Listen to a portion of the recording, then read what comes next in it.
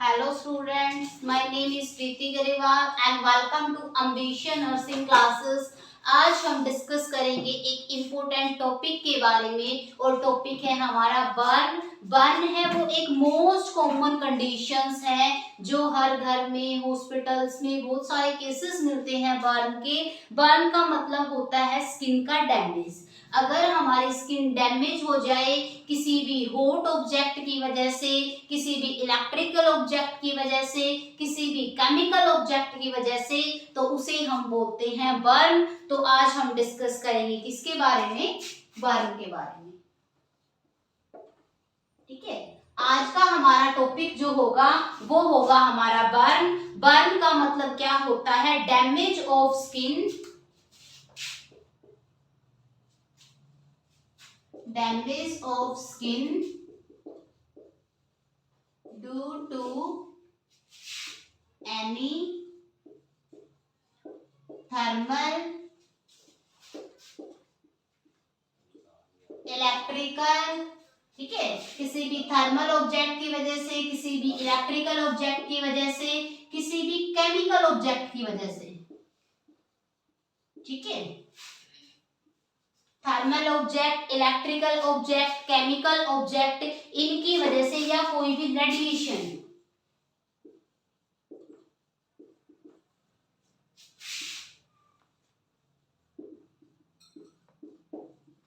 या excessive radiation exposure हो, उसकी वजह से भी बर्न की कंडीशन आ सकती है। तो उसको हम क्या बोलेंगे? किसी भी इलेक्ट्रिकल ऑब्जेक्ट, किसी भी केमिकल ऑब्जेक्ट, किसी भी थर्मल ऑब्जेक्ट की वजह से या एक्सेसिव रेडिएशन की वजह से अगर किसी पर्सन की स्किन है वो डैमेज हो जाए तो उसे हम क्या बोलते हैं? बर्न बोलते हैं।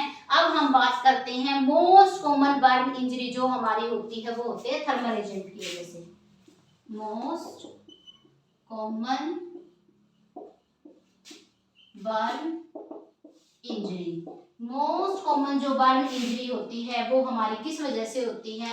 मोस्ट कॉमन बर्न इंजरी हमारी थर्मल ऑब्जेक्ट की वजह से होती है। ठीक है, कोई भी थर्मल ऑब्जेक्ट है उसकी वजह से मोस्ट कॉमन क्या होगी? हमारी बर्न इंजरी होती है। थर्मल ऑब्जेक्ट में हमारे दो टाइप से बर्न आ जाते हैं, या तो फ्लेम बर्न आ गया या स्काल्ड बर्न। ठीक है, फ्लेम बर्न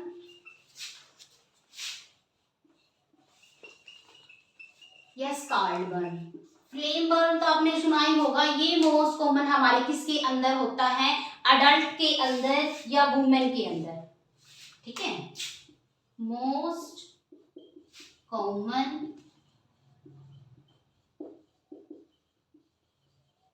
अडल्ट या वुमेन, किसी भी अडल्ट पर्सन के अंदर या किसी भी वुमेन के अंदर जो मोस्ट कॉमन बर्न होता है वो हमारा कौन सा बर्न होता है? वो हमारा होता है फ्लेम बर्न। ठीक है, ई लगाना भूल गई थी यहाँ पे। वो हमारा कौन सा होता है? फ्लेम बर्न होता है। फ्लेम बर्न में क्या हो जाएगा? हमारे direct injury due to fire exposure, direct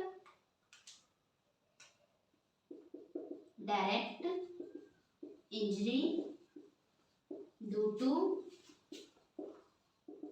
fire object. जो आग वाले ऑब्जेक्ट हैं, फायर वाले ऑब्जेक्ट हैं, अगर उनसे डायरेक्ट इंजरी होती है तो उसे हम क्या बोलते हैं? उसे हम फ्लेम बर्न बोलते हैं। सुना हो गया ना, किसी औरत ने आग लगा ली, किसी मेल पर्सन ने अपने आप को बर्न कर लिया, तो वो किस में आएंगे? हमारे फ्लेम बर्न के अंदर आएंगे। उसके बाद जो सेकंड हमारा मोस्ट कॉमन टाइप होता है वो होता है स्काल्ड बर्न। और स्काल्ड बर्न मोस्ट कॉमन किसके अंदर होता है? मोस्ट कॉमन हमारी किसके अंदर होगा? चिल्ड्रन के अंदर। ठीक है, किसके अंदर होगा? मोस्ट कॉमन चिल्ड्रन के अंदर होगा। और कौन से सीजन में होगा? विंटर सीजन के अंदर होगा। देखा होगा ना, सर्दियों में बच्चे ज्यादा गर्म पानी से जलते हैं, और ये हमारा मोस्ट कॉमन किसके अंदर होगा? अडल्ट के अंदर होगा या वुमेन के अंदर होगा।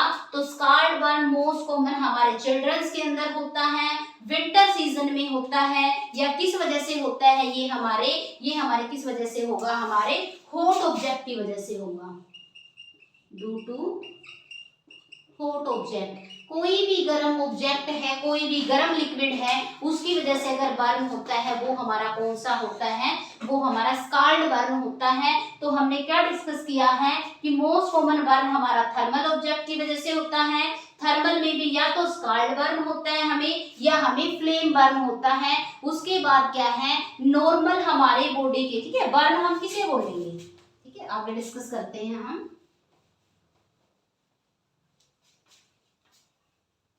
मैं आपको बताऊंगी कि हमारी बॉडी के जो सेल्स हैं वो नॉर्मल फंक्शनिंग किस टेम्परेचर पे करते हैं, और बर्न क्या होता है, बर्न हमें किसे बोलते हैं, सेल फंक्शनिंग, ठीक है, या बर्न। हमारी बॉडी के जो सेल्स होते हैं नॉर्मल किस टेम्परेचर पे वर्क करते हैं, या हम बर्न किसे बोलेंगे, 41 डिग्री सेल्सियस तक अगर टेम्परेचर है तो उसको तो हम क्या बोल सकते हैं कि हमारी बॉडी के उस टेम्परेचर तक नॉर्मल जो बॉडी के सेल्स होते हैं वो वर्क करते हैं। अगर बॉडी का टेम्परेचर है, अगर बॉडी के ऊपर हम 44 डिग्री सेल्सियस से टेम्परेचर ज्यादा हो जाए, ठीक है, 44 डिग्री सेल्सियस से टेम्परेचर ज्यादा हो जाएगा तो उसे हम क्या बोल देंगे, उसे हम क्या बोलेंगे, बर्न बोलेंगे। तो हम यही बोल सकते हैं 41 डिग्री तक हमारी बॉडी के सेल्स हैं वो वर्क कर सकते हैं। अगर 44 से ज्यादा बॉडी पे टेम्परेचर आ जाए तो उसे हम क्या बोल देंगे, बर्न बोल देंगे। बर्न इंजरी किस पे डिपेंड करती है, तो आगे ये हम देखते हैं। Burn injury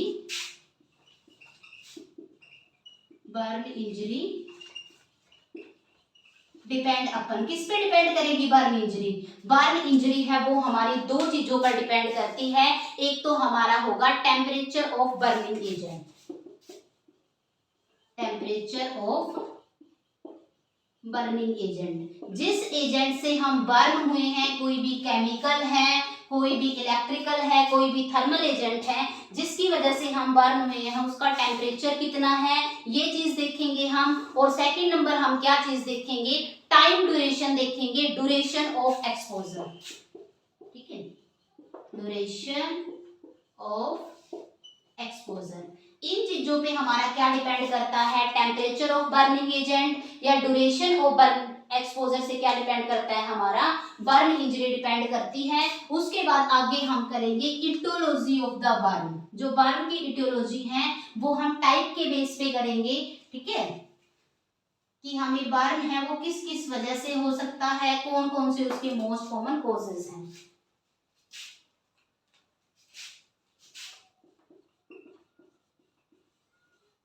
etiology of burn,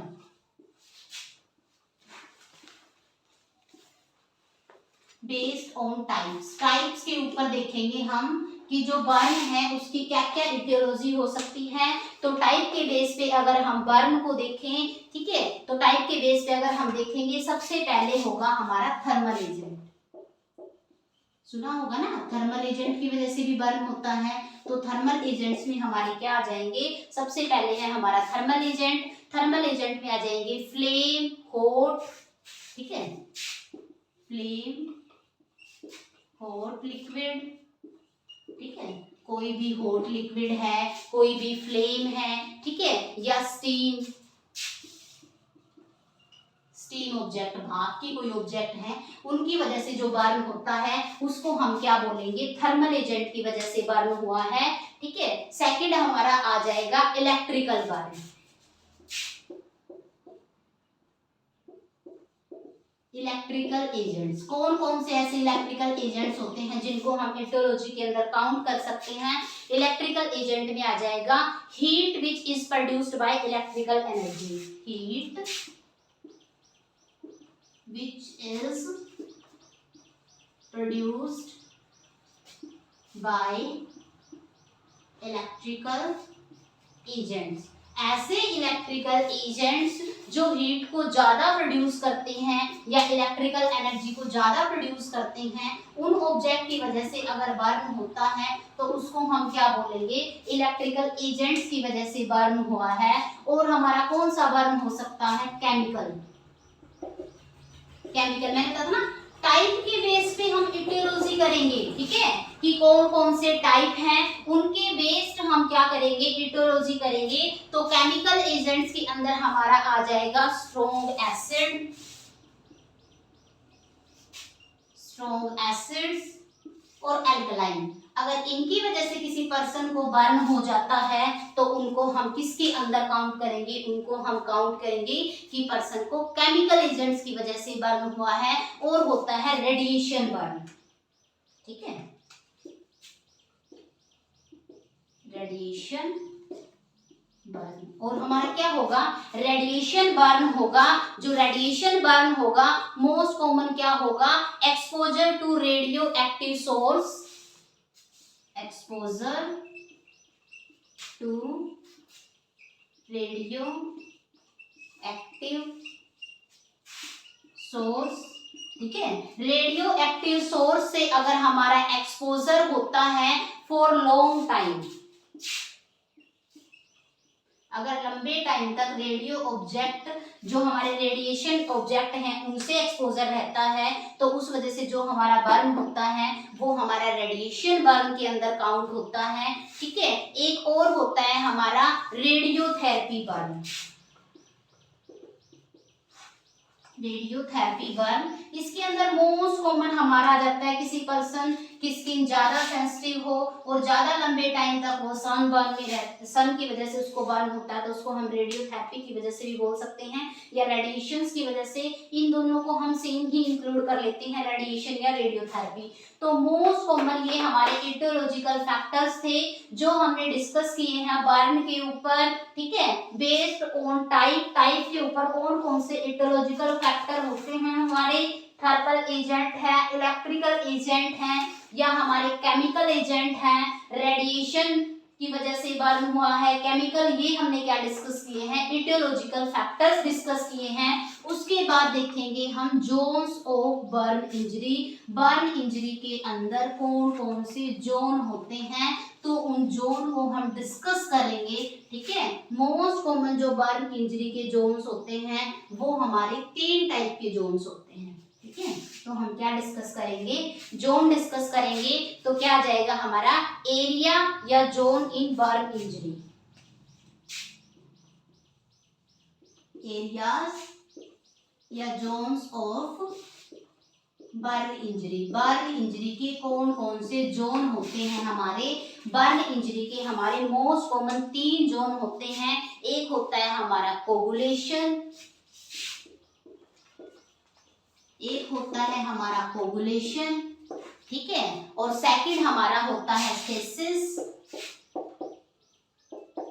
ठीक है, पहले हमारा होगा कोगुलेशन, सेकंड होगा हमारा स्टेसिस, और थर्ड हमारा होगा hyperthermia,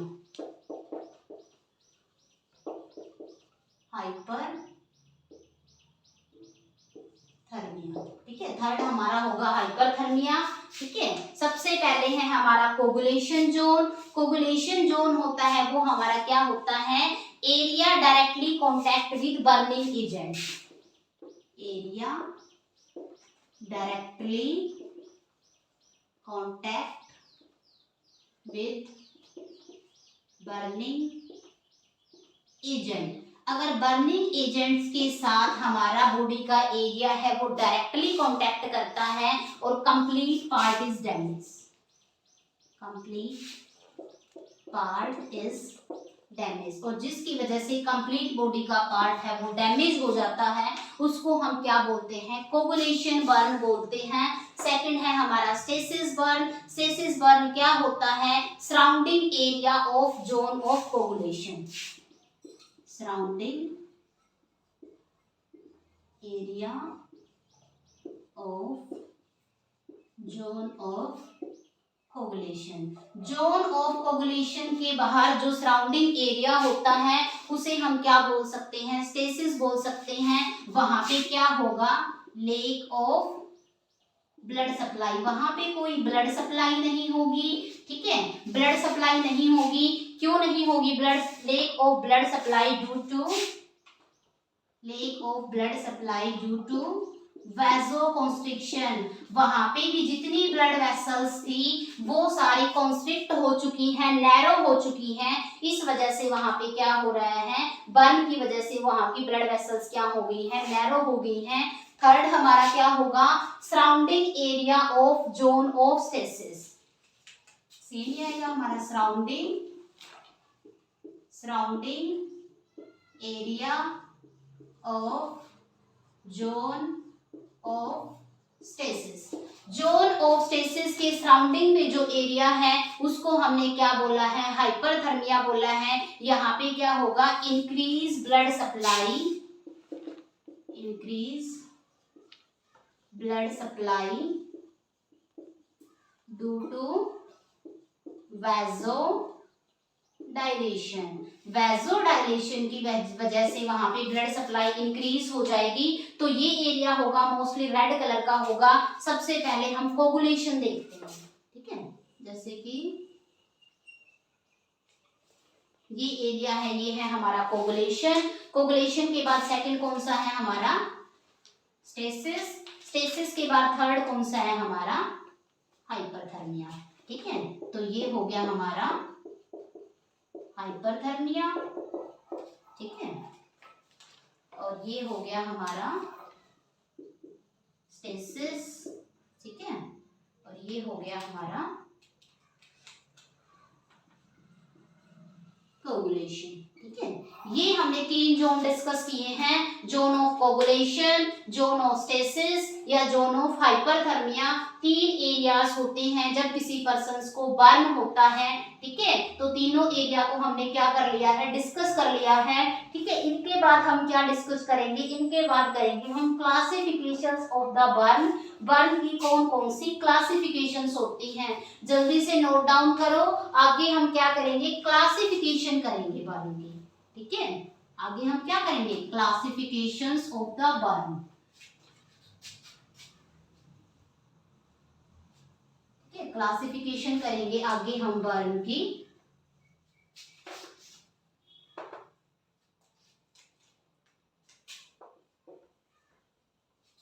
classification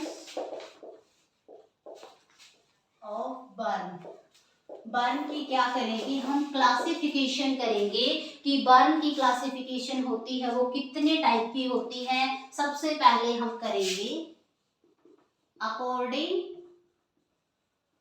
to depth, depth के अकॉर्डिंग करेंगे हम। सबसे पहले डेप्थ के अकॉर्डिंग हमारे 3 टाइप का होगा, सुपरफिशियल, पार्शियल और फुल। सुना ही होगा आपने बहुत बार, सुपरफिशियल, पार्शियल और फुल। अगर हम थिकनेस, अगर हम डेप्थ के अकॉर्डिंग देखें तो 3 टाइप का होगा, सुपरफिशियल बर्न, पार्शियल बर्न या फुल थिकनेस बर्न। हमारे कितने टाइप का होगा, इनके आगे थिकनेस और लगा देना, ठीक है, कॉमन सेंस है ये। तो इनके आगे क्या लिखेंगे हम, थिकनेस। कहीं सोचो मैम ने नहीं लिखा तो हम भी ना लिखे। Superficial thickness burn, partial thickness burn and full thickness burn, 3 type के हैं हमारे। अगली हमारी क्लासिफिकेशन है according two degree of burn, according two degree of burn. Burn की डिग्री के अकॉर्डिंग हमारी 4 टाइप की क्लासिफिकेशन होती है। 4 टाइप की हमारी क्लासिफिकेशन कौन कौन सी होगी हमारी, first degree burn, second degree burn, ठीक है, third degree burn and fourth degree burn. अगर हम डिग्री के अकॉर्डिंग देखें तो हमारी 4 टाइप की बर्न की क्लासिफिकेशन होती है। उसके बाद देखेंगे हम according to extent of burn, according to extent of burn, burn area है वो कितना इंक्लूड हुआ है, अगर उसके अकॉर्डिंग हम क्लासिफिकेशन देखें तो उसके अकॉर्डिंग क्लासिफिकेशन क्या होगी हमारी, TBS, total body surface area burn, total body surface area burn, ठीक है, पहला हमारा ये हो गया। सेकंड हमारा होगा, जैसे कि मान लो हमने रूल ऑफ 5 यूज कर लिया, एक्सटेंट के ऊपर है ये भी क्लासिफिकेशन, रूल ऑफ 5 हो गया। ठीक है, ये हमारे किसके ऊपर है, रूल ऑफ 9 हो गया, ये हमारे किसके ऊपर आएंगी, एक्सटेंट के ऊपर आएंगी। ठीक है, इनको हम डायग्नोज के अंदर भी इंक्लूड कर सकते हैं। एक और क्लासिफिकेशन रह गई है हमारी, 3 हमने डिस्कस कर ली हैं, डेप्थ के अकॉर्डिंग डिस्कस कर लिया है हमने। ठीक है, उसके बाद हमने डिग्री के ऊपर डिस्कस कर लिया है, एक्सटेंड के ऊपर डिस्कस कर लिया है। आगे हम डिस्कस करेंगे टोटल बॉडी सरफेस एरिया के ऊपर, कि हमारे बर्न में according to total body surface area, total body surface area को कितना इंक्लूड किया है, उसके ऊपर भी इसकी 3 क्लासिफिकेशन है। 3 क्लासिफिकेशन हमारी कौन कौन सी आ जाती हैं, 3 क्लासिफिकेशन में आता है हमारा माइल्ड, मॉडरेट और सीवियर। सबसे पहले है हमारा माइल्ड, उसके बाद है हमारा मॉडरेट, उसके बाद है हमारा सीवियर। ठीक है, 3 क्लासिफिकेशन है, माइल्ड है, मॉडरेट है, सीवियर है। ठीक है, माइल्ड की अगर हम देखें, ठीक है, माइल्ड है, मॉडरेट है, सीवियर। माइल्ड हमारा कम फॉर्म के अंदर, मॉडरेट हमारा मीडियम फॉर्म के अंदर और सीवियर हमारा मोस्ट सीवियर। ठीक है, तो ये हमारी क्लासिफिकेशन थी। क्लासिफिकेशन है बर्न की, वो हमने क्या कर ली है, डिस्कस कर ली है। क्लासिफिकेशन के बाद जो इंपॉर्टेंट क्लासिफिकेशन एग्जाम को पॉइंट व्यू से इंपॉर्टेंट है, उनको हम क्या करेंगे, डिटेल में डिस्कस करेंगे। डिटेल में डिस्कस हम किसको करेंगे, प्राइमरी कौन सी होती है, सेकेंडरी कौन सी होती है हमारी, टर्शियरी कौन सी है। ठीक है, या फोर्थ जो हमारी 4th डिग्री बर्न है वो हमारी कौन कौन सी होगी। ठीक है, तो हम क्लासिफिकेशन डिस्कस करेंगे। क्लासिफिकेशन में सबसे पहले जो हम क्लासिफिकेशन डिस्कस करेंगे वो हम डिस्कस करेंगे प्राइमरी बर्न। ठीक है, सबसे पहले हम क्या करेंगे, प्राइमरी बर्न। सबसे पहले जो हम डिस्कस करेंगे वो हम डिस्कस करेंगे प्राइमरी बर्न को। प्राइमरी बर्न को हम क्या बोल सकते हैं,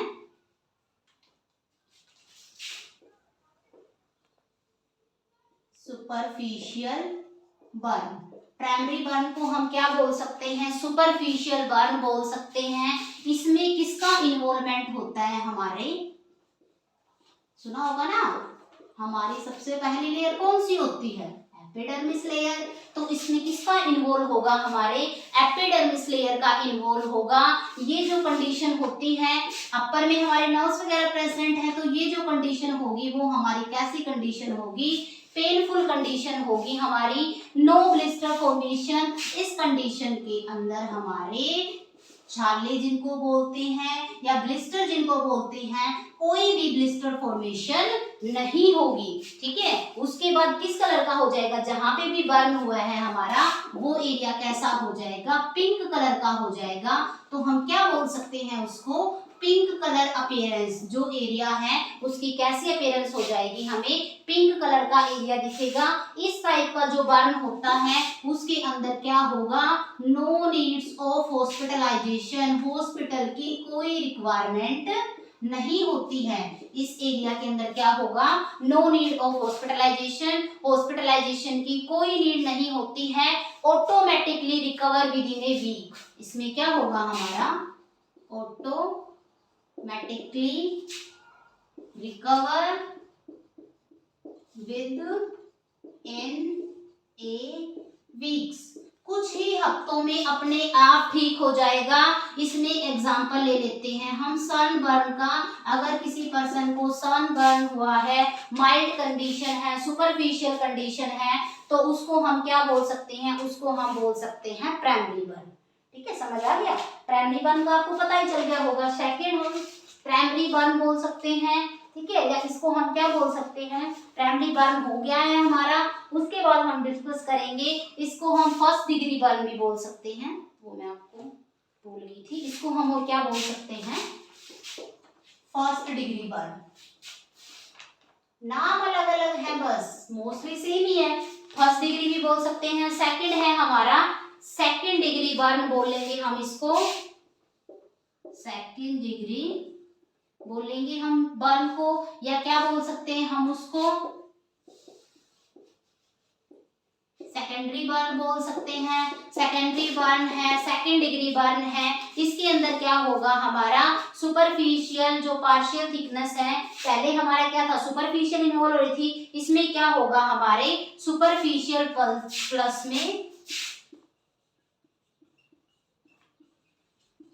प्लस में पार्शियल, दोनों स्किन इंक्लूड हो जाएंगी।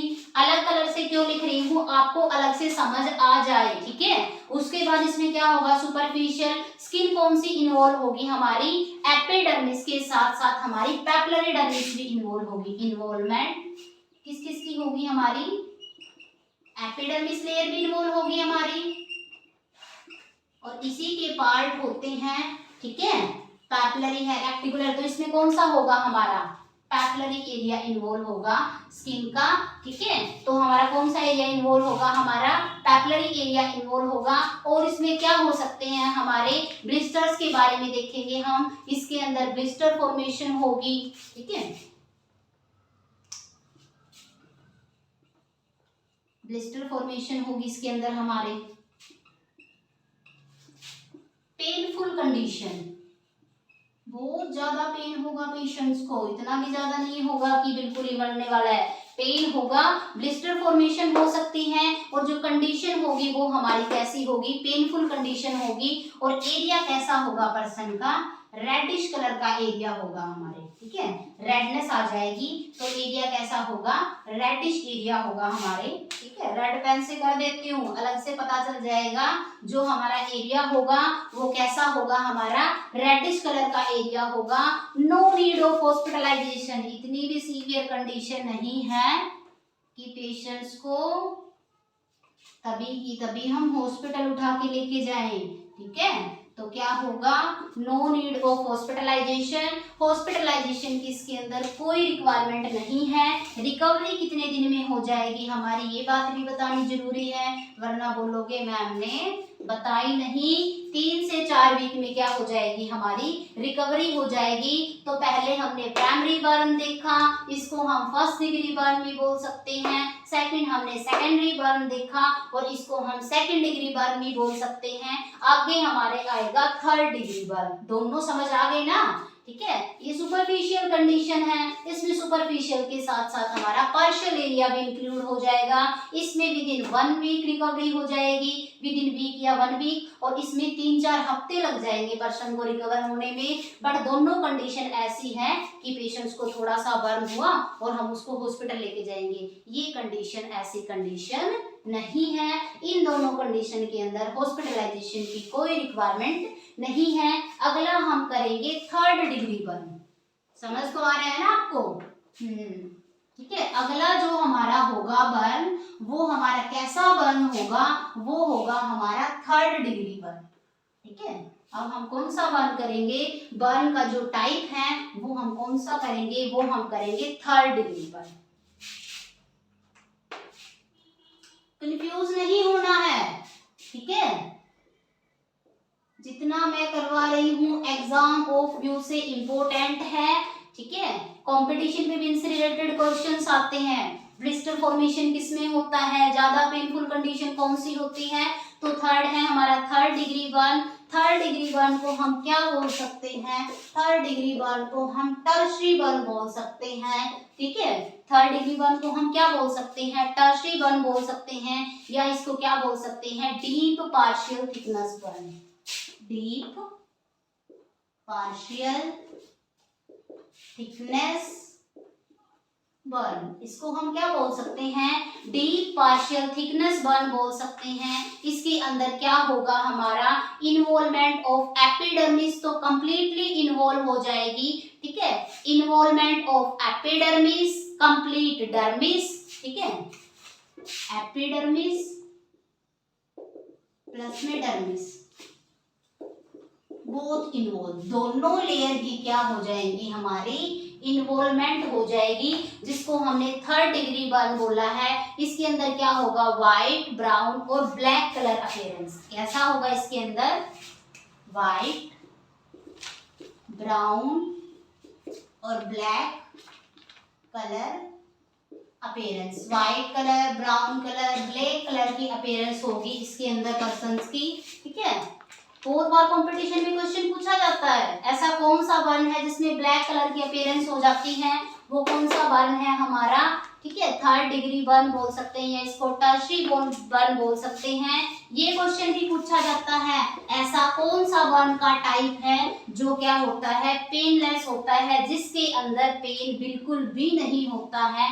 ये क्वेश्चन मार्क लगा रही हूँ कि यहाँ से क्वेश्चन आ सकते हैं कंपटीशन में, ये मत सोचना मैंने क्या लिख दिया है, पेनलेस कंडीशन हो सकती है ये, ठीक है, बट पेन विल बी, ठीक है, पेनलेस कंडीशन होगी जहाँ पे पर्सन का एरिया बर्न होगा वहां पे कोई भी पेन नहीं होगा, ठीक है। इसके लिए जो थर्ड डिग्री बर्न है, इसके लिए क्या रिक्वायर होता है, इसके लिए हमें स्किन ग्राफ्टिंग की रिक्वायरमेंट होती है। स्किन ग्राफ्टिंग में भी मोस्ट कॉमनली हम ऑटोग्राफ कर, ठीक है, स्किन ग्राफ्टिंग करेंगे। स्किन ग्राफ्टिंग में भी मोस्ट कॉमनली क्या करेंगे, हम ऑटोग्राफ्टिंग करते हैं, ठीक है। स्किन ग्राफ्टिंग क्या होता है, मान लो मेरे यहाँ की एरिया है वो बर्न हो गया है, थर्ड डिग्री बर्न हो गया है, एक्सेस में बर्न हो गया है, मैं क्या करूंगी, मेरे किसी भी एरिया की, जैसे कि थाई की एरिया की स्किन लूंगी और यहाँ पे उसको अप्लाई करवा लूंगी, तो उसको क्या बोला है हमने, स्किन ग्राफ्टिंग बोला है। किसी अदर एरिया की स्किन को यहाँ पे अप्लाई करवाऊंगी और खुद की ही स्किन अप्लाई करवा रही हूँ, किसी दूसरे पर्सन की नहीं ले रही हूँ, तो उसको हमने क्या बोल दिया है, ऑटो मतलब खुद, हमने क्या बोल दिया उसको, ऑटोग्राफ्टिंग बोल दिया है। रिकवरी इसमें हम मान सकते हैं कि रिकवरी कब हो सकती है, 8 वीक लग सकते हैं रिकवरी होने के अंदर, ठीक है। और इसके अंदर और क्या हो सकता है, एक इम्पोर्टेंट है स्चियार फॉर्मेशन,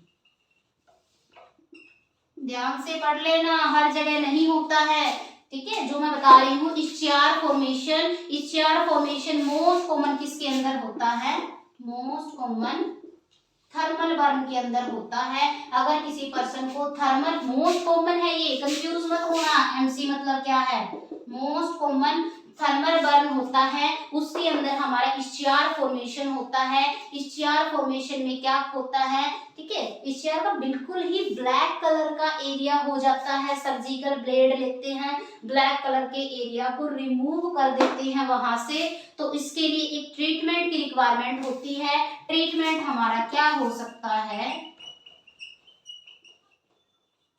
टोमी लगा दो, टोमी का मतलब रिमूवल, वहां का जो एरिया है उसको क्या कर देंगे, रिमूव कर देंगे, तो ट्रीटमेंट में स्चियार टोमी हो जाएगा। तो ये जो हमारा बर्न था वो कौन सा बर्न था, हमारा थर्ड डिग्री बर्न था, इसको हमने क्या बोल दिया है, टर्शियरी बर्न बोल दिया है। आगे हम डिस्कस करेंगे और हमारा क्या रह गया है, कौन कौन से बर्न के टाइप के अंदर रह गया है। अगला है हमारा फोर्थ डिग्री बर्न, ठीक है, लास्ट है हमारा फोर्थ डिग्री बर्न। उसके बाद हम क्या करेंगे, असेसमेंट करेंगे कि कितना एरिया है वो बर्न हुआ है, ठीक है। अब हम क्या कर रहे हैं, फोर्थ डिग्री बर्न,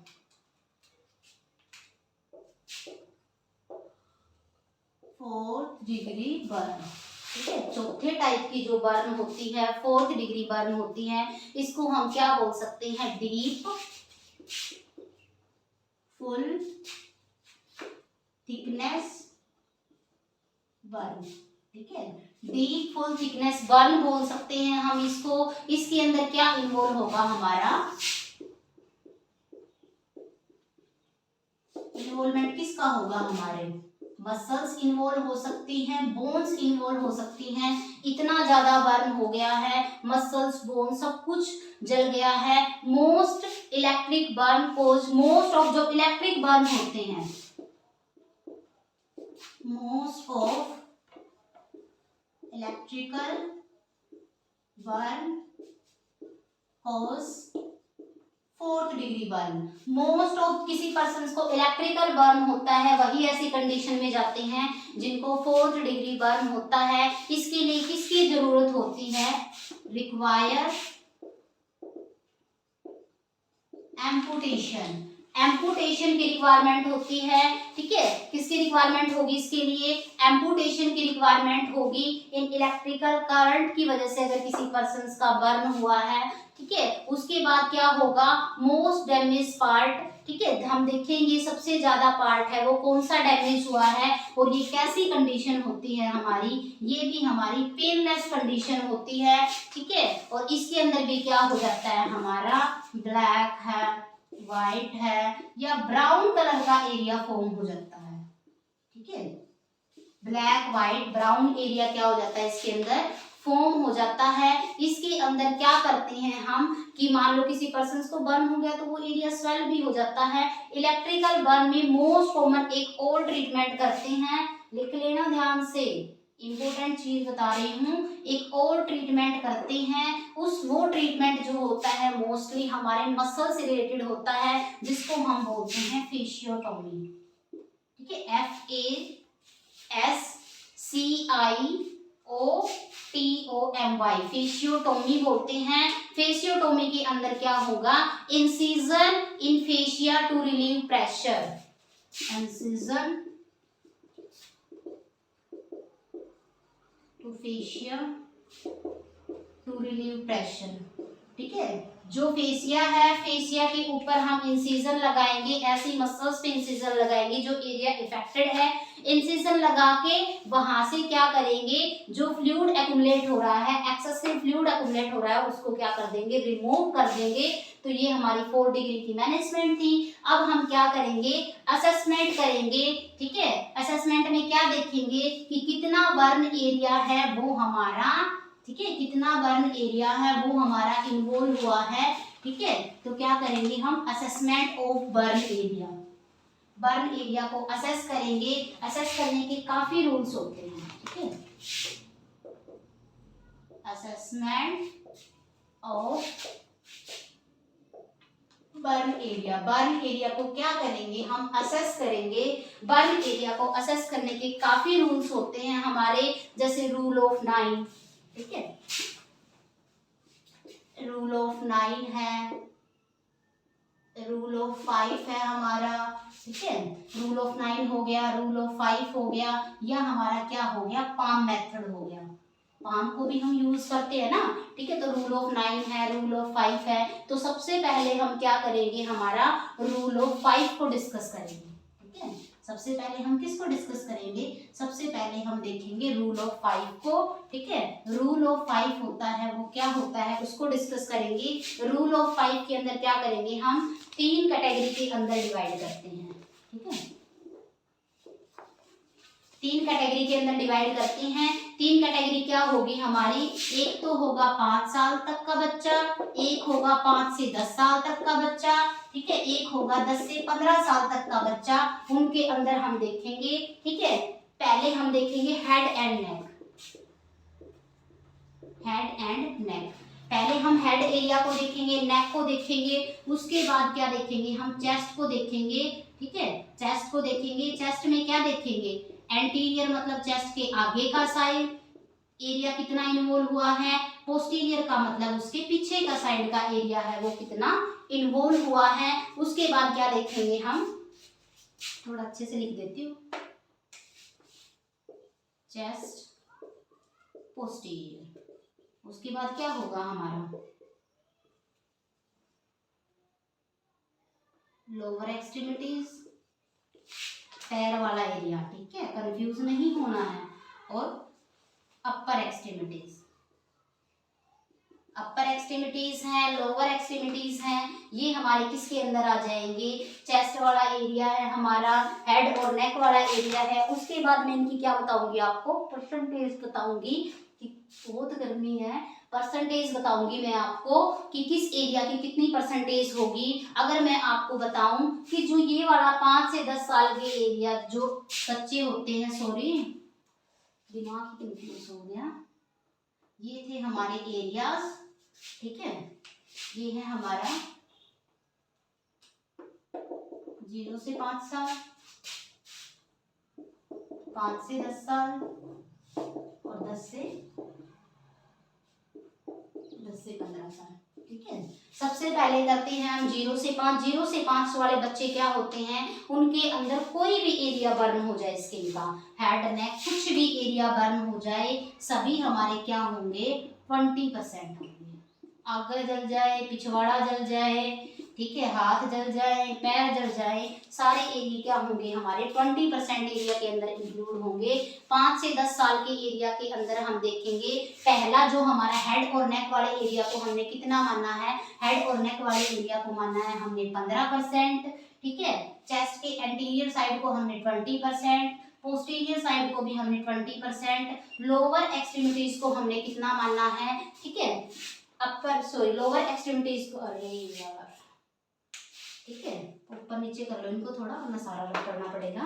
पहले हमारा अपर एक्सट्रीमिटीज, ठीक है, फिर है हमारी लोअर एक्सट्रीमिटीज, ठीक है। तो जो हमारे अपर एक्सट्रीमिटीज है उसको भी हमने कितना माना है, 20 माना है।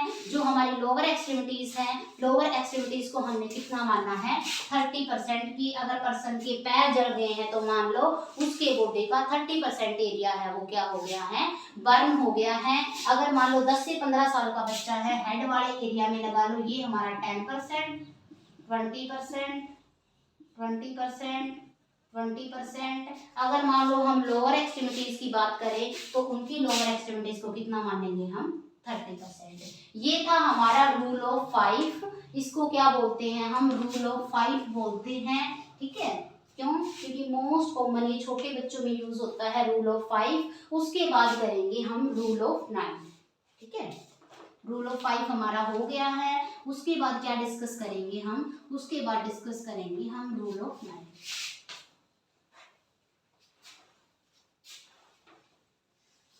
उसके बाद क्या डिस्कस करते हैं हम, रूल ऑफ 9, रूल ऑफ 9।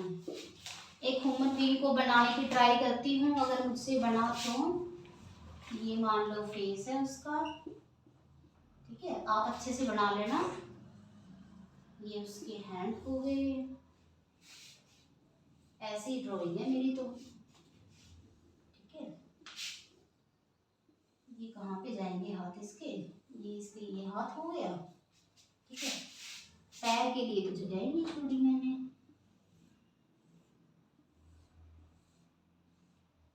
ठीक है। ये इसके लेग्स हो गए, ठीक है। ये इसका जेनिटल एरिया हो गया है, ठीक है। तो हम देखते हैं इस पर्सन पे रूल ऑफ 9 है वो कैसे अप्लाई करेंगे।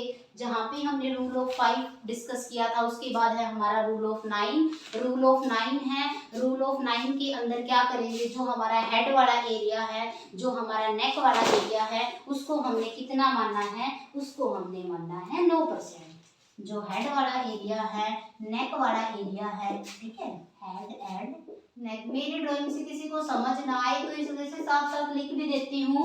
हेड एंड नेक वाला एरिया कितना है हमारा, हेड और नेक वाला एरिया है हमारा 9%। 9 थोड़ा सा अलग कलर से लिख देती हूँ, क्या पता पसंद ही आ जाए आपको, ठीक है। उसके बाद करते हैं हमारा चेस्ट वाला एरिया। चेस्ट वाला एरिया है, आगे का एरिया कितना है, पीछे का एरिया कितना है, ठीक है। तो ये है हमारा चेस्ट। चेस्ट में 2 एरिया हो गए हमारा, एंटीरियर और पोस्टीरियर, ठीक है। जो एंटीरियर एरिया है वो है हमारा 18%, जो पोस्टीरियर एरिया है वो है हमारा 18%। याद रखना, आगे से जल जाए चेस्ट एरिया में तो 18% बॉडी जल गई है, पीछे से वो भी हमारा 18% होगा। उसके बाद देखते हैं हम हैंड्स की, कि अगर हमारे, ठीक है, चेस्ट एरिया हो गया है, चेस्ट एरिया के बाद उसके बाद क्या देखेंगे, अपर एक्सट्रीमिटीज, ठीक है। ये है हमारी अपर एक्सट्रीमिटीज। अपर एक्सट्रीमिटी अगर हमारी बर्न हो जाए तो उसको हम बोलेंगे, कितना बर्न हो गया है हमारा, 9% बर्न हो गया है। तो क्या है हमारे 2 हैंड्स हैं, तो क्या होगा 9 गुणा में 2, कितना हो गया हमारा 18% हो गया। उसके बाद देखते हैं हम genital area. Genital area, genital area है वो कितना होगा हमारा, वो होगा हमारा 1%। अगर हमारा जेनाइटल एरिया बर्न हो गया है तो मतलब कितना हो गया है हमारा 1% एरिया है वो क्या हो गया हमारा, बर्न हो गया है, ठीक है। एक भी समझ नहीं आएगा आपको तो मेरा, ठीक है। उसके बाद करते हैं हम लोअर एक्सट्रीमिटीज, ठीक है। यहाँ पे स्पेस नहीं है, थोड़ा इसको ऊपर लेके जाएंगे, ठीक है। लोअर एक्सट्रीमिटीज, ठीक है। लोअर एक्सट्रीमिटीज का कितना होता है हमारा, लोअर एक्सट्रीमिटीज का मोस्टली हमारा ये एरिया कितना होगा, मोस्टली हमारा ये एरिया होगा वो होगा हमारा, दोनों लेग्स हैं, दोनों लेग्स में कितना होगा 18 होगा। ठीक है, देखना गलत लिख रही हूँ सही लिख रही हूँ, 18%। ठीक है, तो क्या है हमारे 2 लेग्स हैं। ठीक है, तो 18 कितना हो गया हमारा 36 हो गया। 18 गुना में 2, 18 गुना में 2 कितना हो गया हमारा, 18 गुना में 2 है वो हमारा कितना हो गया 36 हो गया। तो काउंट करके देखना 36 और देखो 36 ये हो गया हमारा, 36 वो हो गया है। ठीक है, 18 वो हो गया है। ठीक है, 9 और 1 ये 10 ये हो गया, कितना हो गया 6 और 6 12, 12 और 8 20, 20 की 0 फसल लगी 2, मैथ तो इतना ही वीक है मेरा। 3 6 और 3 9 और 1 10 हो गया हमारा 100%। ठीक है, यही हमने काउंट करना था। तो जब भी आप एग्जाम में करो तो काउंट करके देखना, काउंट करके देखोगे तो पता चल जाएगा आपने जो किया है वो सही है या गलत है। तो रूल ऑफ 5 भी कर लिया है, रूल ऑफ 9 भी कर लिया है। उसके बाद अगला हमारा रूल है वो है हमारा बाउडर चार्ट। ठीक है, BOWDERS, इतनी देर तक आप लिखो, क्या लिखोगे बाउडर चार्ट, BOW।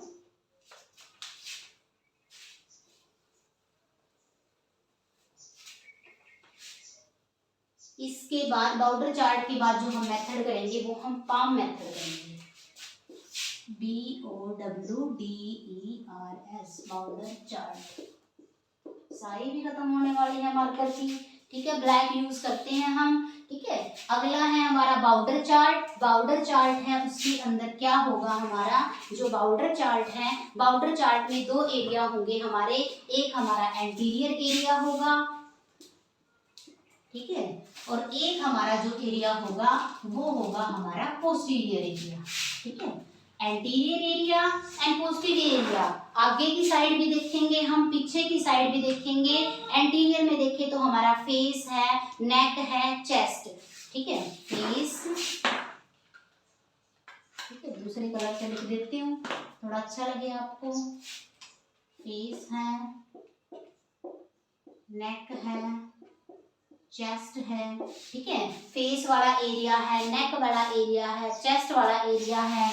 ठीक है, अपर आर्म का जो एरिया है, ठीक है नेक है, चेस्ट है, अपर आर्म का जो एरिया है, हमारे फोर आर्म का जो एरिया है, ठीक है अपर आर्म का एरिया है, फोम आर्म का एरिया है। तो फेस हमारा कितना होगा, फेस हमारा ठीक है फेस है, नेक है, चेस्ट है, अपर आर्म है, इसको हम क्या बोल सकते हैं, अपर आर्म वाले एरिया को फोर आर्म बोल सकते हैं। ठीक है, यही हमारा जो एरिया होता है यही हमारे हैंड का एरिया होता है। ठीक है, यही हमारा एरिया कौन सा होगा, हैंड का एरिया होगा हमारा। तो फेस है हमारा, नेक है हमारा, चेस्ट है, अपर आर्म है, फोर आर्म है। तो सबसे पहले हम फेस में देखेंगे तो फेस हमारा कितना होगा 3.5%। कलर का वेट कर रही थी, मार्कर का 3.5%। अगला जो हमारा नेक होगा वो होगा हमारा 1%। अगर मान लो हमारे चेस्ट वाला एरिया है, चेस्ट वाला एरिया होगा हमारा 13%। अगर हम हाथों की बात करें, ठीक है अगर मान लो अपर आर्म अलग अलग से देख के जैसे कि 2% हो गया हमारा, 1.5% हो गया, पूरे हैंड्स को इंक्लूड करेंगे ये भी 1.5% हो गया। तो 3 2 5 ही टोटल एरिया 5 ही लगा। ठीक है, उसके बाद है हमारा पोस्टीरियर। पोस्टीरियर में भी हमारा क्या होगा, पीछे वाला एरिया, पीछे वाले एरिया में क्या आ जाएगा, हमारे पीछे फेस भी है। ठीक है, पीछे वाले एरिया में क्या आ जाएगा, फेस आ जाएगा। ठीक है, फेस है हमारा, फेस के बाद क्या होगा हमारा नेक वाला एरिया है। ठीक है, चेस्ट वाला एरिया है, नेक एरिया है हमारा, चेस्ट एरिया है हमारा। ठीक है, वही हमारे अपर आर्म, फोर आर्म और हैंड। ठीक है, वही upper arm, four arm, hands, यही तीनों चीजें इंक्लूड होगी हमारी। ठीक है, तो फेस हमारा कितना हो जाएगा, फेस हमारा होगा 3.5% सेम ही होगा। नेक हमारा 1% ही होगा। जो हमारा चेस्ट वाला एरिया है वो भी हमारा सेम होगा, कितना होगा हमारा 13% होगा। अगर हम अपर आर्म की बात करने लग जाएं तो ये एरिया भी हमारे सेम होंगे। सेम कितना होगा, 2 हो गया, 1.5 हो गया, 1.5 हो गया, तो टोटल ये हमारा कितना हो गया, 10 हो गया। उसके सेम है, एंटीरियर भी सेम है हमारा, पोस्टीरियर भी सेम है। उसके बाद हम देखते हैं जेनाइटल एरिया। तो जेनाइटल एरिया आपको पता ही है, जेनाइटल एरिया है वो कितना होगा, 1%। बहुत इंटेलिजेंट हो आप तो। जेनाइटल एरिया कितना है, 1% है। उसके बाद देखते हैं हमारा जेनाइटल एरिया देख लिया हमने। जेनाइटल एरिया के बाद क्या देखेंगे हम, थाइज देखेंगे। एंटीरियर हो या पोस्टीरियर हो, थाइज में दोनों में सेम आएगा, ठीक है। एंटीरियर पोस्टीरियर दोनों में ही कॉमन करें थाई में, तो थाई में हमारा कॉमन आएगा 4.75%। ये कौन सा एरिया आ गया, हमारे थाई का एरिया आ गया। थाई के एरिया के बाद हम बटक्स देखेंगे, ठीक है। बटक्स देखेंगे तो बटक्स कितना होगा हमारा 25-25-50%। इसने तो बहुत ही कर दिया, ठीक है। तो हम क्या देखेंगे, बटक्स एरिया देखेंगे। तो बटक्स एरिया है हमारे, वो कितने हो सकते हैं, 2.5% भी हमारा कौन सा एरिया हो सकता है, बटक्स एरिया हो सकता है, ठीक है। बटक्स एरिया कर लिया है हमने। उसके बाद है हमारे, इस मेथड्स के बारे में कोई पूछता नहीं है, फिर भी मैंने डिस्कस कर लिया आपके साथ। आप ये बोलोगे मैम ने डिस्कस नहीं किया। बटक्स एरिया हो गया हमारा, जेनाइटल एरिया हो गया हमारा, थाइस हो गया है, ठीक है। थाइस के बाद क्या हो गया, हमारे लेग्स हैं, ठीक है। लेग्स रह गए हैं, फुट रह गए हैं। लेग्स दोनों में सेम होंगे हमारे, ठीक है। यहाँ लिख देती हूँ, लेग्स होंगे वो हमारे सेम होंगे। 3.5% एंटीरियर में होंगे, 3.5% हमारा पोस्टीरियर में होंगे। अगर फुट को देखने लग जाएं हम, तो फुट में 1.75%। एंटीरियर भी इतना होगा हमारा, पोस्टीरियर भी काउंट कर लेना, यही सेम एंटीरियर में, यही पोस्टीरियर में। लेग्स का भी सेम, फुट का भी सेम। सेम का मतलब क्या है, ये 2 बार लेना है आपको, ठीक है। जेनाइटल एरिया 1% है। उसके बाद जो हमारा अगला मेथड होगा वो होगा हमारा, समझ आ गया ना, ब्राउडर चार्ट। उसके बाद अगला मेथड होगा वो होगा हमारा पाम मेथड, ठीक है। अगला मेथड होगा वो होगा हमारा पाम मेथड। इसके बाद हम डिस्कस करेंगे मैनेजमेंट, फिर हमारा बर्न है वो क्या हो जाएगा, कंप्लीट हो जाएगा। बोर हो गए होगे, इतना बड़ा टॉपिक है ना, बोर ही रखते हो आप तो। असेसमेंट ऑफ बर्न, ठीक है। बर्न एरिया को असेस करने के लिए अगला जो हमारा मेथड है, अगला मेथड कौन सा है हमारा, अगला मेथड है रूल ऑफ पाम।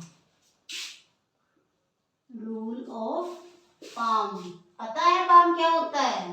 कई महारथी ऐसे हैं जिनको ये नहीं पता कि हमारे जो पाम वाला एरिया होता है वो कौन सा एरिया होता है। तो पाम वाला मोस्टली एरिया कौन सा होता है हमारा, पाम वाला एरिया मोस्ट कॉमन हमारे ये वाला एरिया होता है। अब मैं आपको हाथ बना के दिखाऊंगी तो डर मत जाना, कैसा हैंड्स बना दिया है, ठीक है। तो ये देखो, आपका ये हमारा कौन सा एरिया है, ये हमारे पाम वाला एरिया है। तो पाम वाले एरिया को क्या करते हैं हम, पाम वाले एरिया को मोस्ट कॉमन किसके अंदर इंक्लूड करते हैं, मोस्ट कॉमन हम इसको बोलते हैं कि ये एरिया हमारा 1% है। जहां से भी हमारी स्किन बर्न होगी हम पाम एरिया से कैलकुलेट करके देखेंगे। अगर पाम एरिया तक कंप्लीट बर्न हो रखी है मतलब पर्सन है वो 1% क्या हो गया है, बर्न हो गया है। Calculation of total body surface area, ठीक है।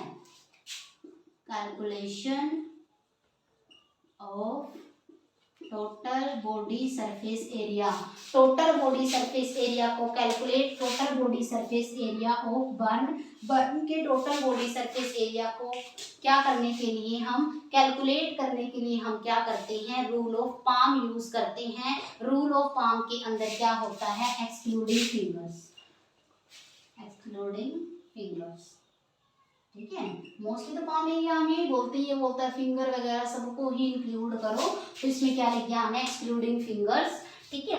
उसके बाद ये हो गया हमारा रूल ऑफ पाम। हमने मेथड डिस्कस कर लिए हैं, रूल ऑफ 5 क्या है, रूल ऑफ 9 क्या है, रूल ऑफ पाम क्या है, ठीक है। ब्राउडर मेथड क्या है। उसके बाद करेंगे हम management of the burn, burn की हम मैनेजमेंट करेंगे। और बर्न की मैनेजमेंट करेंगे तो सबसे मेन जो होता है बर्न की मैनेजमेंट में वो फ्लूइड होता है। मोस्ट ऑफ जो डेथ होती है बर्न के पेशेंट्स की वो किस वजह से होती हैं, वो होती हैं हाइपोवोलेमिक शॉक की वजह से, फ्लूइड की कमी की वजह से। अब हम डिस्कस करेंगे मैनेजमेंट ऑफ बर्न कि बर्न की क्या मैनेजमेंट होती है, उसको हम डिस्कस करेंगे। बर्न की मैनेजमेंट में सबसे पहला जो हमारा पॉइंट होता है वो होता है हमारा इमरजेंसी फेज। ठीक है, पहला जो फेज है वो कौन सा होगा हमारा, फर्स्ट फेज होगा हमारा इमरजेंसी फेज। जो इमरजेंसी फेज होता है वो हमारे कितनी देर का होता है, पहले 48 से लेके 72 घंटे तक का जो टाइम होता है, पर्सन बर्न हो गया है, जल गया है, उसके बाद 72 घंटे तक का जो टाइम पीरियड है उसको हम इमरजेंसी फेज बोलते हैं। इसके अंदर मोस्ट कॉमन होता है IV fluid restoration. IV fluid restoration, ivy fluid को रिस्टोर करना, आईवी फ्लूइड करना। आईवी फ्लूइड को हम कैसे चेक करेंगे, चेक इनटेक आउटपुट चार्ट। क्या करेंगे हम, इनटेक आउटपुट चार्ट चेक करेंगे पर्सन्स का, और क्या कर सकते हैं हम, कीप द पेशेंट एनपीओ। ठीक है, keep the patient NPO for 24 hours. पहले 24 घंटे में पर्सन को हमें एनपीओ रखना है। कंफ्यूज मत होना, एनपीओ का मतलब होता है नील पर ओरल, मुंह से कुछ भी नहीं देना है 24 घंटे तक उसको। ठीक है, कहीं ये सोचो दूध पिला दे, पानी पिला दे, ऐसा कुछ नहीं करना है। नील पर ओरल रखना है हमें 24 घंटे तक। उसके बाद क्या होगा, टू प्रिवेंट फ्रॉम एस्पिरेशन।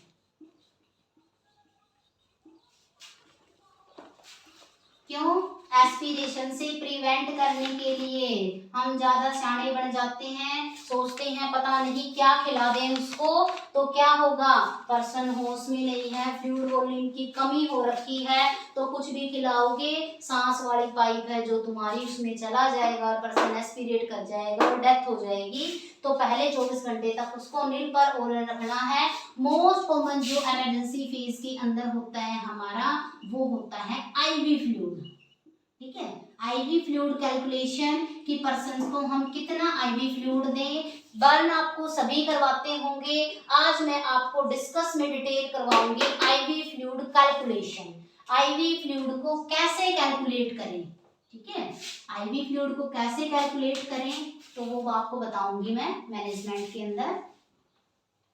ठीक है, आईवी फ्लूइड कैलकुलेशन एग्जांपल देके दिखाऊंगी जिससे आपको पता चले कैसे निकाला है मैंने ivy fluid calculation. IV fluid calculation के अंदर सबसे पहला जो हमारा फॉर्मूला है वो है हमारा पार्कलैंड फॉर्मूला। ये मत सोच लेना पेशेंट्स को हमने पार्क में पहुंचा दिया है। फॉर्मूले का नाम है साइंटिस्ट के नाम के ऊपर, जिसको हमने बोला है पार्कलैंड फॉर्मूला। पार्कलैंड फॉर्मूला में क्या करते हैं हम, देखते हैं कि पेशेंट्स को हमें कितना फ्लूइड देना है, फ्लूइड कैसे देंगे, तो इसका एक फॉर्मूला होता है।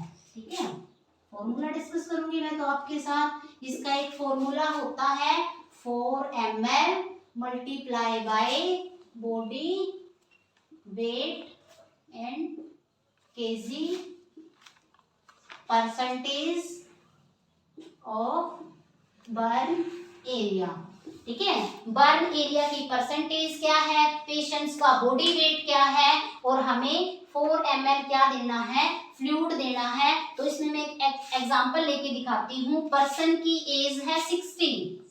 ठीक है, सॉरी, पर्सन्स की जो, पर्सन्स की हम एज ले लेते हैं, कुछ भी मान लो, हमने पर्सन्स मान लिया है वो 60 एज का है। ठीक है, और जो उसका बर्न एरिया है वो है हमारा 50%, 50% पर्सन जला हुआ है। एज है उसकी 6।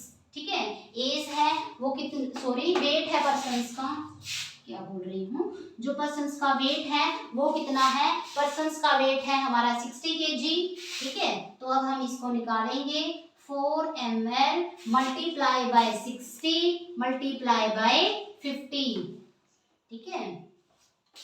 6 चौक 24, 24 पंजे 5 चौक 20 की 0 हसल लगी 2, 5 दूनी 10 और 2 12, ठीक है। तो हमारा कितना हो गया टोटल, हमारा 2 थी 2 0 ये लगा देंगे। टोटल जो हमारा फ्लूइड हो गया, फ्लूइड टोटल हमें कितना देना है, फ्लूइड टोटल हमें 12,000 ml फ्लूइड देना है पर्सन्स को।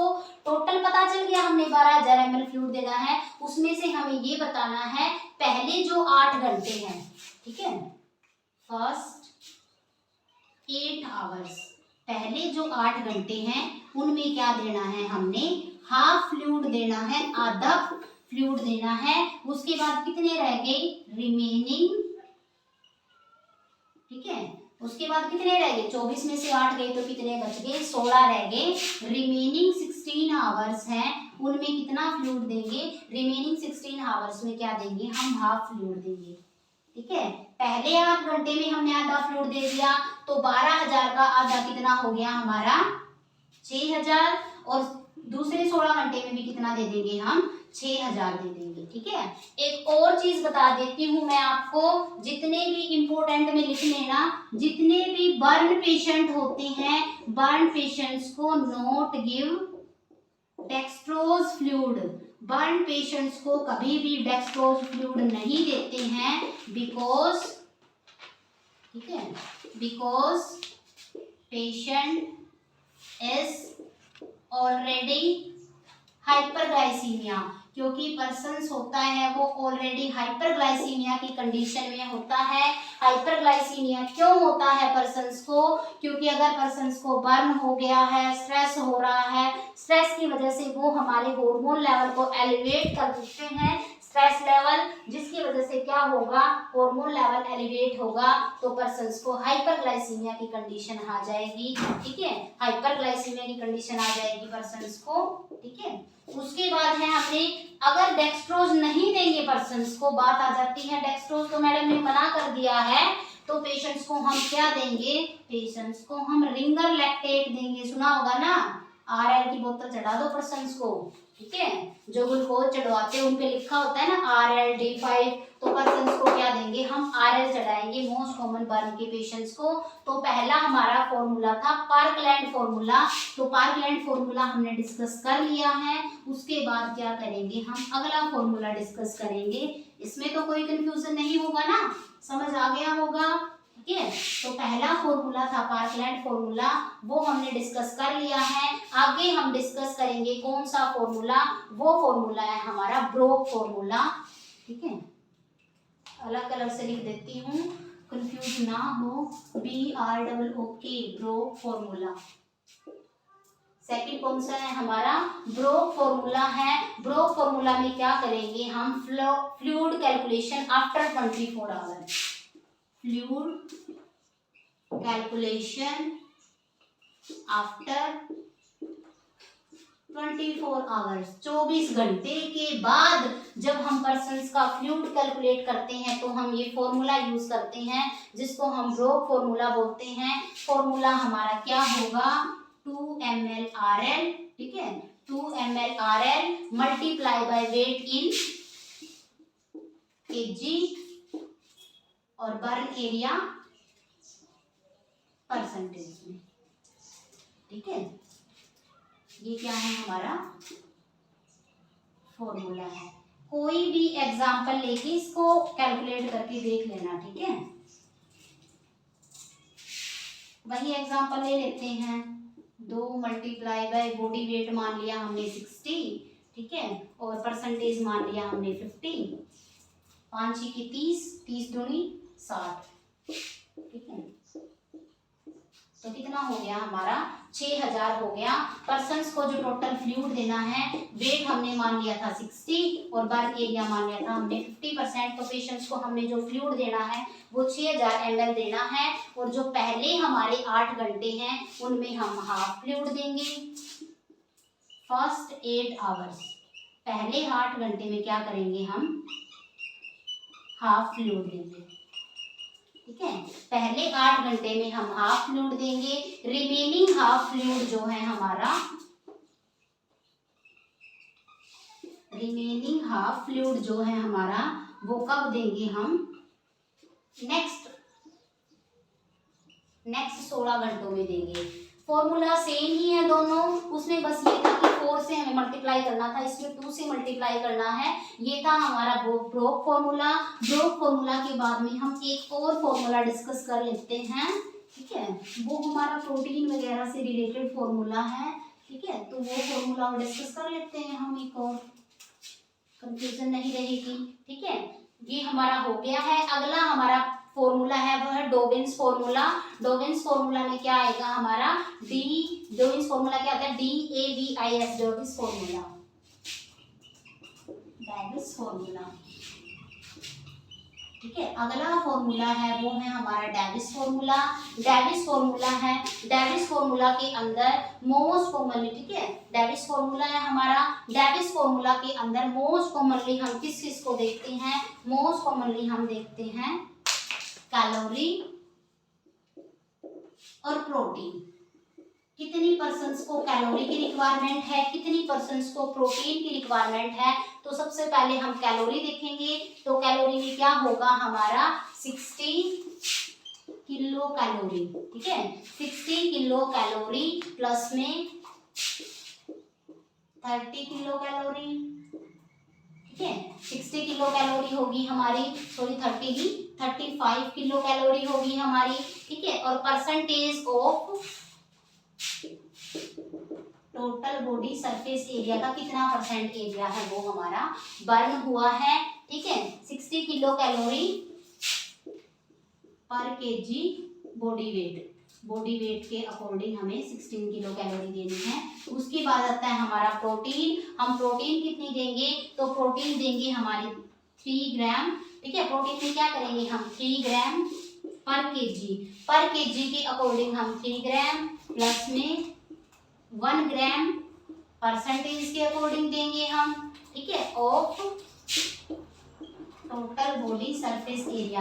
पहले वाले में हमने क्या किया था 60 किलो कैलोरी पर केजी बॉडी वेट प्लस में 35 किलो कैलोरी, ठीक है, 35 kilo calorie percentage total body surface area. ये हमारा क्या है कैलोरी और ये हमें प्रोटीन ऐसे हम देंगे। इसमें सिर्फ हमने क्या इंक्लूड करना है, जो पर्सन्स का वेट होगा, मान लो यहाँ पे हम 60 वेट मेरा फेवरेट है, 3 मल्टीप्लाई बाय 60 पर्सन्स का वेट है प्लस में 1 ग्राम, ठीक है, और मल्टीप्लाई बाय 50% एरिया है पर्सन्स का बर्न हुआ है। इसको कैलकुलेट कर लेना, उसके अकॉर्डिंग हम पर्सन्स को क्या देंगे, प्रोटीन देंगे और कैलोरी देंगे। तो हमने जितने फॉर्मूले थे आईवी फ्लूइड से रिलेटेड वो हमने डिस्कस कर लिए हैं। तो इमरजेंसी फेज है वो हमारा कंप्लीट हो गया है। उसके बाद हम सेकंड फेज के बारे में डिस्कस करते हैं कि सेकंड फेज हमारा मैनेजमेंट के अंदर कौन सा फेज है, ठीक है। सेकंड फेज करेंगे हम कि जो मैनेजमेंट है, मैनेजमेंट में हमारा सेकंड फेज जो आता है वो है हमारा acute phase. Acute phase second जो हमारा फेज है वो हमारा कौन सा फेज है, एक्यूट फेज है। एक्यूट फेज कब होता है, आफ्टर 72 आवर्स, 72 घंटे के बाद जो फेज होता है उसको हम एक्यूट फेज बोलते हैं। एक्यूट फेज में मोस्ट कॉमन क्या होता है, हमारी वुंड केयर होती है। जो हमें वुंड हुआ है उसकी केयर होती है। इस फेज में मोस्ट कॉमन क्या होता है, टू प्रिवेंट इन्फेक्शन। उसमें मोस्ट कॉमन क्या था, उसमें मोस्ट कॉमन था आईवी फ्लूइड और इसके अंदर मोस्ट कॉमन है किससे, इन्फेक्शन से प्रिवेंट करना। अगर किसी पर्सन को थर्मल बर्न हुआ है, अगर किसी पर्सन को थर्मल बर्न हुआ है और उस पर्सन की हमें ड्रेसिंग करनी है, ठीक है, थर्मल बर्न हो गया है, ड्रेसिंग करनी है, तो ड्रेसिंग किसके साथ करेंगे, ठीक है, किसके साथ ड्रेसिंग करेंगे, सिल्वर नाइट्रेट सल्फो, ठीक है, सिल्वर नाइट्रेट सल्फाडाइजीन, ठीक है, सिल्वर नाइट्रेट सल्फाडाइजीन के साथ क्या करेंगे, पर्सन की हम ड्रेसिंग करेंगे, ठीक है। ड्रेसिंग मतलब पट्टी, ठीक है, ड्रेसिंग करेंगे हम पर्सन्स की। ड्रेसिंग कर दिया है, कितनी बार करेंगे, ट्वाइस ए डे, ठीक है। ट्वाइस ए डे क्या करेंगे हम, ड्रेसिंग करेंगे, ठीक है। अगर मान लो कोई पेशेंट्स के, मान लो ये था हमारा अडल्ट के अंदर, अगर कोई पीडियाट्रिक पेशेंट है, पीडियाट्रिक का मतलब तो समझते होंगे, अगर कोई बच्चा है, बच्चा बर्न हुआ है, तो उसमें क्या करेंगे, ड्रेसिंग हम करेंगे। ड्रेसिंग किसके साथ करेंगे हम, सोफ्रामाइसिन के साथ ड्रेसिंग करेंगे, ठीक है। सोफ्रामाइसिन के साथ ड्रेसिंग करेंगे, ठीक है। उसके बाद आ जाता है हमारा, अगर किसी पेशेंट को फेशियल बर्न हुआ है, सुना होगा ना, फेस भी जल जाता है, ऐसा बर्न हो गया है, फेशियल बर्न हुआ है, तो उस कंडीशन में क्या करेंगे हम, नियोस्पेरिन की एक ऑइंटमेंट यूज करेंगे। क्या करेंगे हम, नियोस्पेरिन की क्या करेंगे, एक हम ऑइंटमेंट यूज करेंगे, ठीक है, क्रीम यूज करेंगे। तो जो हमारा एक्यूट फेज था, एक्यूट फेज मोस्ट ऑफ हमारा कंप्लीट हो चुका है। अब हम क्या करेंगे, ठीक है, हमने कर लिया है, किसी पर्सन को थर्मल बर्न हो गया है, अगर किसी पर्सन को इलेक्ट्रिक बर्न हो गया है, ये हमारा थर्मल बर्न था, अगर किसी पर्सन को इलेक्ट्रिक बर्न हो गया है, ठीक है, अगर किसी पर्सन को इलेक्ट्रिक बर्न हो गया है, तो ड्रेसिंग किसके साथ करेंगे हम, रेड से लिख देती हूँ कंफ्यूज ना हो, ड्रेसिंग विद बेटाडीन, बेटाडीन के साथ ड्रेसिंग कर देंगे, ठीक है। अगर मान लो बेटाडीन के साथ ड्रेसिंग करेंगे, और क्या कर सकते हैं हम, ठीक है, use of paraffin goes,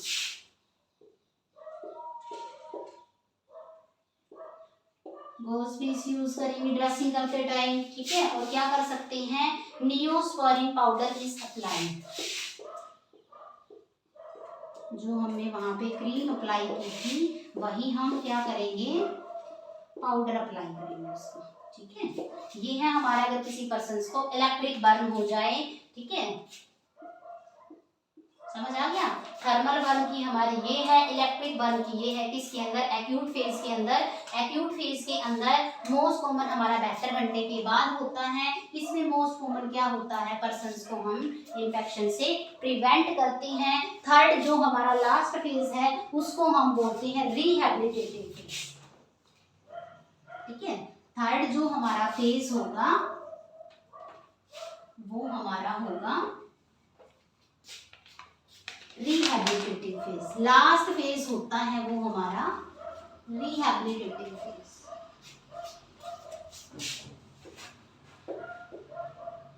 rehabilitative phase. Third जो हमारा फेज होगा, वो होगा हमारा रिहेबिलिटेटिव फेज। रिहेबिलिटेटिव फेज के अंदर क्या होगा, destructions of body image, destructions of body image. जिस पर्सन की बॉडी इमेज है वो डिस्ट्रैक्ट हुई है, उसको क्या करेंगे हम, rehabilitation victim to stand, rehabilitation victim to spend normal life. उसको क्या बोलेंगे, कोई बात नहीं, बर्न हो गया है तो ये थोड़ी आपकी दुनिया खत्म हो गई है, उसको समझाएंगे, उसको बोलेंगे कि आपको एक नॉर्मल लाइफ है वो स्पेंड करनी है, ठीक है। ये हमारी नॉर्मल मैनेजमेंट थी। अगर कोई पेशेंट ऐसा है, ठीक है, जिसको हॉस्पिटलाइजेशन की रिक्वायरमेंट नहीं है, तो उसको मोस्टली हम क्या करते हैं, फर्स्ट एड मैनेजमेंट प्रोवाइड करते हैं। तो थोड़ा सा फर्स्ट एड के बारे में भी डिस्कस कर ही लेती हूँ आपके साथ, ठीक है, कि फर्स्ट एड मैनेजमेंट क्या होगी बर्न के पेशेंट्स के लिए, ठीक है। First aid management, first aid management क्या होगी बर्न के पेशेंट्स के लिए, थोड़ा सा डिस्कस कर लेते हैं। पर्सन घर पे है तो हम उसको कैसे मैनेज करेंगे, transfer the victim to safe place. सबसे पहले क्या करेंगे, transfer the victim to safe place. Persons को सेफ जगह पे लेके जाना है, टीवी सीरियल्स की तरह नहीं करना है। अगर कोई पर्सन अंदर जल रहा है तो बाहर से कुंडी लगा दी, मरने दे इसको, तो ऐसे नहीं करना है। पर्सन्स को हमें क्या करना है, सेफ प्लेस पे लेके जाना है। इन केस फायर एक्सपोजर, ठीक है, इन केस फायर एक्सपोजर, अगर किसी केस में फायर से एक्सपोजर हो गया है तो वहां पे हमें 3 चीजें ध्यान रखनी है, स्टॉप, ड्रॉप, रोल। ठीक है, लिख देती हूँ, स्टॉप, ड्रॉप और रोल, 3 चीजों को हमें ध्यान रखना है, स्टॉप, ड्रॉप और रोल। उसके बाद क्या करेंगे हम, डू नॉट प्योर वाटर, ठीक है, do not pure water on victim, do not pure water on victim. Pure का मतलब कि बिल्कुल जो कोल्ड वाटर है, चिल्ड वाटर है, वो विक्टिम पे अप्लाई नहीं करना है। पर्सन जल रहा है, डायरेक्ट लाएंगे ठंडा पानी बिल्कुल फ्रिज का और उसके ऊपर डाल देंगे, इसकी वजह से क्या होगा, प्रिवेंट फ्रॉम हाइपोथर्मिया। पेशेंट्स की बॉडी है वो तो बिल्कुल ठंडी हो जाएगी, पेशेंट्स को हाइपोथर्मिया की कंडीशन आ जाएगी। Victim to prevent, do not, victim इससे क्या होगा, पेशेंट्स को हाइपोथर्मिया नहीं होगा। डू नॉट प्योर वाटर, ठीक है, क्या लिख सकते हैं हम, do not pure water victim to prevent from the hypothermia. उसके बाद क्या होगा हमारा, do not after what to drink, do not after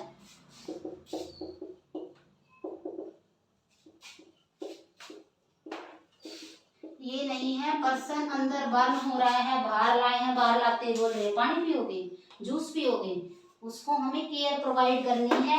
direct patients को हमें ये नहीं बोलना है, ले भी जल के आया है जल्दी से गिलास पानी का ला, गिलास पानी का दे, ऐसा नहीं करना है हमें। जो फर्स्ट एड मैनेजमेंट होती है वो होता है हम घर में कैसे केयर प्रोवाइड करते हैं, तो हमें उसको पानी नहीं पिलाना है, ठीक है। उसके बाद क्या करेंगे, try to reach hospital immediately, try to reach hospital immediately. अगर हमें लग रहा है पर्सन ज्यादा बर्न हो गया है तो जल्दी से जल्दी हमें उसे कहाँ पे लेके जाना है, हमें उसे हॉस्पिटल में लेके जाना है, ठीक है। उसके बाद क्या होगा, उसके बाद क्या करेंगे हम, क्लीनिंग द अफेक्टेड साइट, जहाँ पे भी पर्सन बर्न हुआ है उस साइट को क्या करेंगे,